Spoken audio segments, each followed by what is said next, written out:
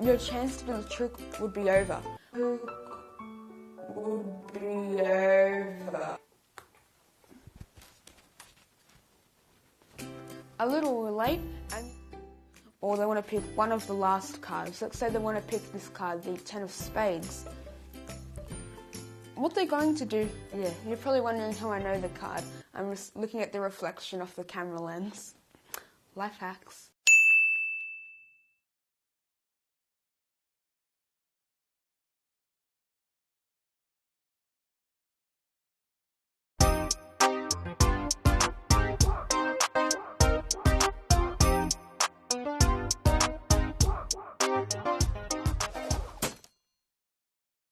Hey guys, how you all doing today?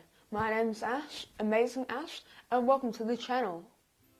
Alright guys, now in order to perform this trick, you are going to need a deck of cards.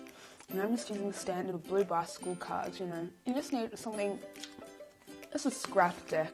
It doesn't need to be anything too fancy. What you're going to also need is pick a card and then get a duplicate of the card. It's just like this.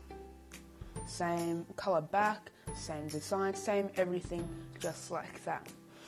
And now you can get this from another deck of cards, which is exactly the same. Or if you don't have that, maybe you can have two jokers. If they're identical jokers, you can maybe do that. But, it won't create a great effect, just like that. Not as great.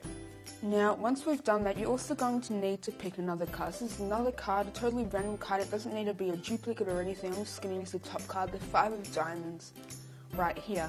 What you're going to want to do is with the 5 of diamonds, or the singular card, you're going to want to get your scissors and slightly chop off the top of the card. Just a tiny bit. Only needs to be about 1 millimeter. And if it's not perfectly straight, it doesn't really matter either. It will give you a bit of a square card, and a way that you can fix that, you can just go ahead and just curve it off slightly, if you want. Now, when we put the cards together again, you can see there's a bit sticking out. And what this is going to allow you to do is to flip through the cards while making it only seem like there's one of it there. Just like that. So what we're going to do is we're going to glue the bottom of the card to the bottom of this one. What we're going to want to do is grab the 4 of clubs and just put some glue on just the bottom bit of the card. Just like that. You don't want too much, but you want enough of it to just stick. Just like that. Now what we're going to do is you're going to make sure you've got the correct part. You want to have the bottom of the singular card, the other card, the 5 of diamonds, here. Not the side which we've cut off, the side which is perfectly normal. I'm just going to glue it down. I'm just going to glue it down right on top of the card. You can turn it around, make sure the sides are even and matching up, because this is the thing that will allow you to do the trick. Just like that.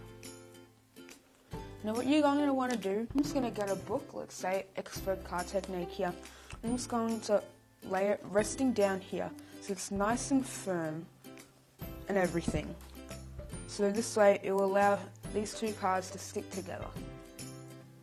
Alright guys, so it's been about 2 hours since I last saw you, and by this stage the gimmick has well and truly dried. You can see it's formed into a bit of a Y shape, which is exactly what you want. But of course we don't want to pull it too hard or else we'll have to glue it all back together again. Now the way that the gimmick works, what you do with it actually is you put it somewhere in the middle of the deck, but maybe about 60%, and I'll tell you why in a minute. So maybe just like this, we'll just push it in. Now what this gimmick creates is it creates a bit of a gap between your card and the card in front. making the card in front slightly thicker so you can feel exactly where it is and allowing you to stop right at it. So as you can see here, I'm able to stop every single time at that card, the 4 of clubs, which is our selected card. Now, let's say your spectator picks a card which is in the middle, right here, the Jack of Hearts. What we want to do is quickly skip ahead a few cards into the 4 of clubs. Now, since everything is happening so quickly, your spectator won't be able to realize and understand what's happening. They'll think it's all part of the trick, that no special moves have been done at all. Now, the reason why we put the gimmick in about 60% in the wave is so you're always able to skip over a few cards, because a little early and you would have skipped your card, your chance to do the trick would be over.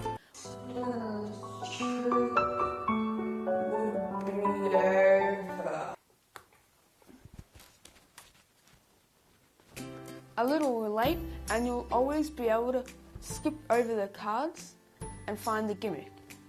So that is why we've put it in slightly later, just like that. Now let's say your spectator's a bit of a heckler and they want to challenge you, or they think they know how it's done or something like that. Let's say they want to pick the last card, or they want to pick one of the last cards. Let's say they want to pick this card, the 10 of spades. What they're going to do, you're probably wondering how I know the card. I'm just looking at the reflection of the camera lens. Life hacks. Anyway, let's say they wanted to pick the last card. There are 2 things which can be done. Of course, they're picking the last card, you've passed the gimmick, they want to pick one of these cards. How are you going to do the trick? There are a few things you can do.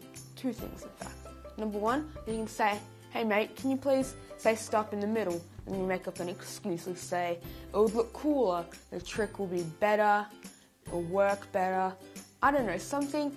We're all creative, we can all think of a good thing to say. The second thing which you can do is to do something quite sneaky which no one will ever suspect. What you want to do is you want to grab the last couple of cards and you want to just cut them from the front to the back. What that lets you do is bring your gimmick, which was somewhere around 60%, right now close to the end. So there's only a couple of cards in front. So now it'll be really easy. They go through the cards right at the end and then they stop because there's only a few cards left. And that's how the gimmick works. Finally, once they've picked the card, what you want to do is the big reveal. You ask, "Remember your card?" And you say, "I've got a question for you. Can you please name out your card?" And then name out the card, and then you look through the cards and you say, "Oh, I can't seem to find your card anywhere here. What's happened?" Reason why is because remember how the card was the 4 of clubs, We now have the 5 of diamonds right in front, which is blocking the view from the 4 of clubs. Now remember how we cut a bit away? It's always easy to see that there's something behind it. So we do something extremely sneaky. What we do when we put it in the middle, just like this, we've got the deck this way up, with the slit facing up. What we do once they've picked the card, we rotate it 180 degrees. What this allows you to do now, the slit is now on the bottom. So the top of the card, where the spectator is looking to see if they're all different at the pips, they can't see anything. And of course, when you come to the 5 of diamonds, there's nothing at the top here where they're looking, because they're looking for this bit, but there's nothing up here, because everything is down the bottom. Just like that. Hey guys, hope you enjoyed the video. If you did, please don't forget to smash the like button and hit subscribe for me. See you in the next one.